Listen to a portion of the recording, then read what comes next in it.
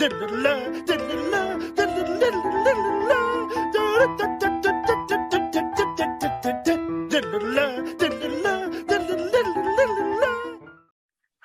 everyone, and Happy New Year. Welcome to the January 2023 CATS Coffee Break. CATS being Children's and Teen Services at Baker and Taylor. My name is Bobby Benzer, joining you from the CATS team, along with my colleague, Sarah Shepard. Say hi, Sarah. Hi, everybody. Sarah and I are two members from the CATS team whose whole goal is to help you if you are a youth services librarian with your collection development and programming needs. And so if you ever need us, just give us a shout. But today, Sarah and I are talking about books, like as we do during our CATS coffee breaks. Just a little break to have some coffee. Gotta have my Dunkin', because Bobby runs on Dunkin', and talk about some books. And normally what we like to do is pick a theme and align the books that we're talking about with that theme. And the theme that we chose for our January edition, because we're heading into the new year, or rather here in the new year now, books that just make us feel good, that make us happy, that help us stay optimistic. So I'm going to turn things over to Sarah to get us kicked off. Thanks, Sarah. Right.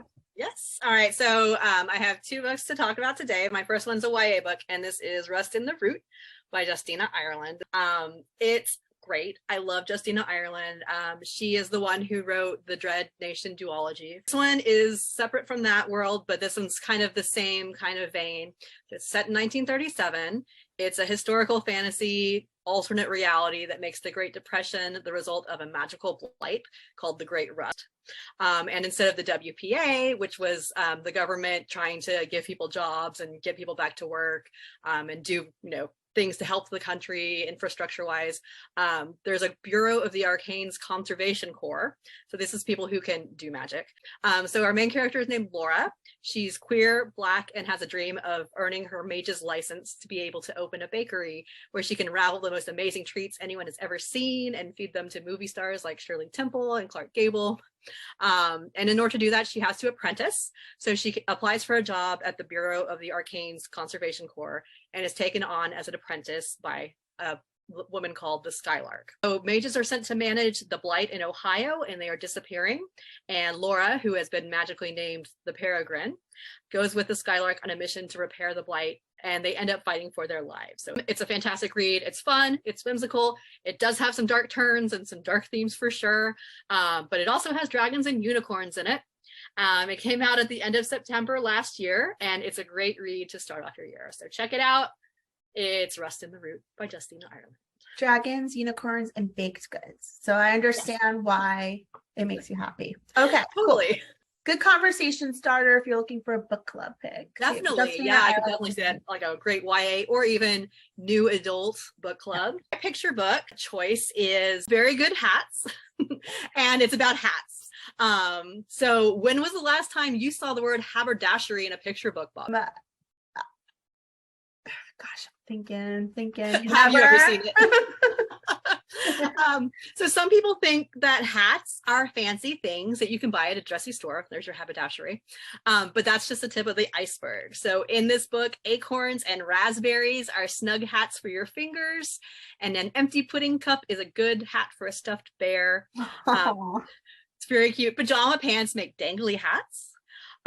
Oh, and I should put my hat on too, like while I talk about this. So I got my Mac Barnett's book club hat, right? I love it.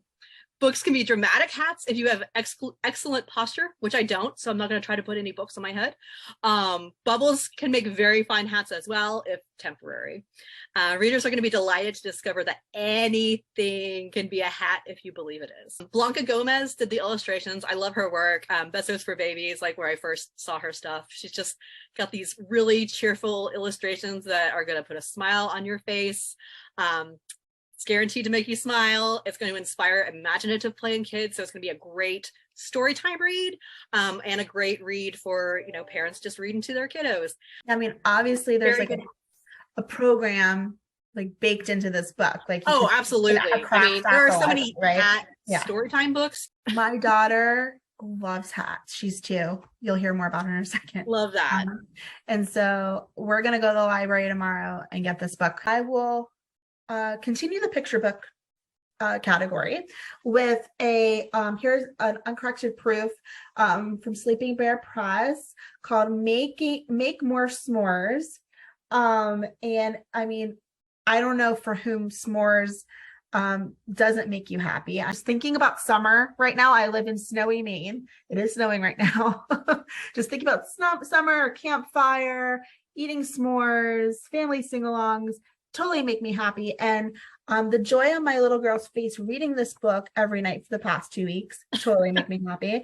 It's about it's a rhyming picture book, really cute illustrations about a raccoon named Roscoe who's like enjoying some like quality time with himself and making s'mores.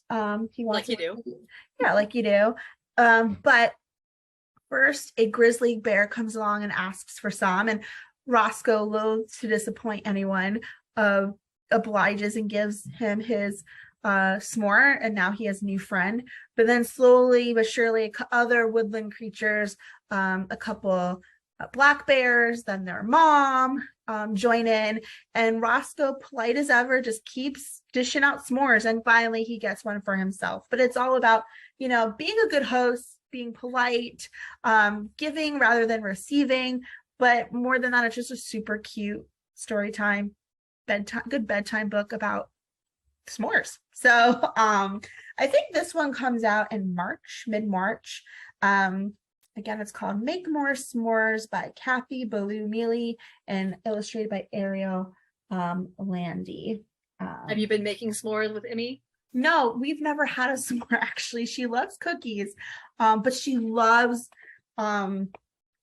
looking at this spread. This spread just enchants that her. Captures the imagination. The onomatopoeia of it all. And then she points to this and then our fireplace, and she's like, hot. She's 2. So she's so it's cool. I love that. So cute. And then I'm gonna end our segment with sort of a PSA, because when we decided to do a coffee break about what makes us happy, the first thing that came to my mind was Bluey. And for those of you who don't have little ones in your life or who don't know about Bluey, there's a really wonderful article from Vulture. The article really talks about how, in essence, I won't get too detailed about it, but the best thing about Bluey is that it's all about imagination, but it's not all that imaginative. Drop the mic by saying my husband and I will watch this show sometimes while our daughter's asleep. Like, adults love it. It's that good. Sarah, I know your daughter enjoys it too. Why do you think it's become such a phenomenon?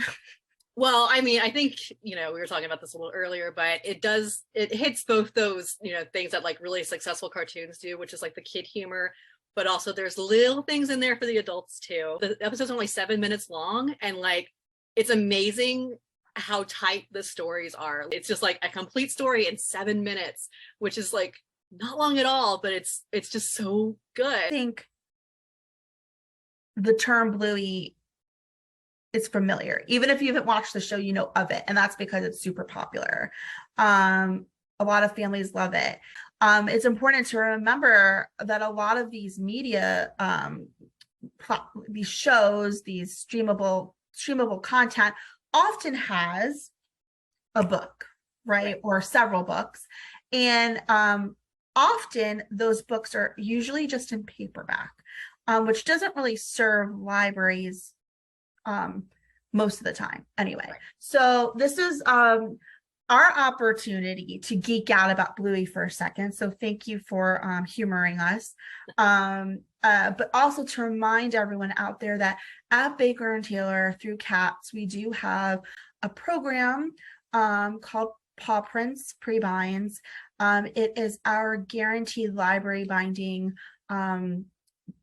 program where we will put books into our sturdy lifetime guaranteed binding especially those for which there aren't reliable hardcover editions that you can circulate and that will stand the test of time, right? So this book, Where is Bluey? Search and Find, one of my daughter's favorite. We do have a pre-bind for that. And actually throughout the rest of 2023, we're offering a promotion on media tie-in pre-binds, and you can find more information about that on our website, which we will make sure is available as a show and tell at the end of the segment. So if you love Bluey, we would love to hear from you. Reach out to us at cats@baker-taylor.com. We'd love to hear from you. We'd also love to hear what other books make you feel happy, and we will share the love on our social.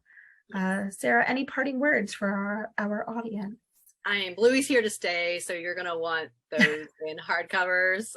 Paw Prints pre-binds will be a great addition to any library collection, I would say. Get me for your library. Thank you for listening. Thank you for joining us. We hope everyone has a wonderful new year. Thank you for everything you do for your communities, and you know where to find us.